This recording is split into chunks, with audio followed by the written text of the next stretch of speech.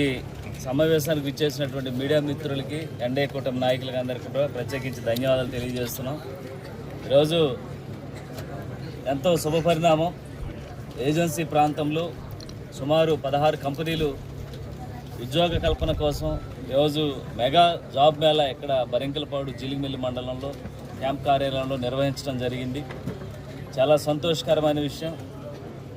ఈరోజు ఏజెన్సీ ప్రాంతమైనటువంటి పోలవరం నియోజకవర్గంలో ఎంతో చదువుకున్నటువంటి యువకులు వాళ్ళకి ఉద్యోగ అవకాశాలు లేక అనేక ఇబ్బందులు పడుతుంటే మన ఎన్డీఏ కూటమి పార్టీ తరఫున ఆంధ్రప్రదేశ్ స్కిల్ డెవలప్మెంట్ కార్పొరేషన్ తరఫున మనం ఈరోజు జాబ్ మేళా ఏర్పాటు చేశాం.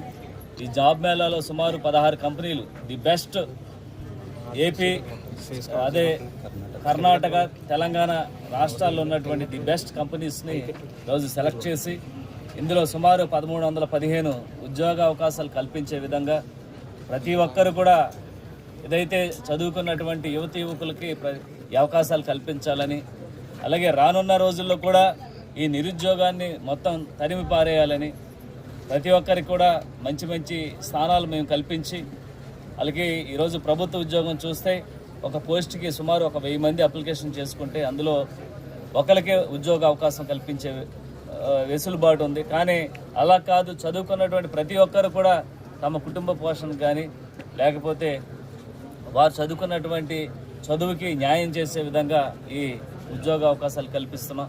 ఇది పోలవరం నియోజకవర్గంలో 4వసారి ఈ జాబ్ మేళా నిర్వహించడానికి. అలాగే 7 మండలాల్లో కూడా ఈ జాబ్ మేళా నిర్వహించి ప్రతి మండలంలో నియోజకవర్గంలో ఉన్నటువంటి నిరుద్యోగులందరూ కూడా మేము ఉద్యోగ అవకాశాలు కల్పించే విధంగా Andhra Pradesh state skill development corporations తరఫున మేము ఈ కార్యక్రమం చేస్తున్నాం.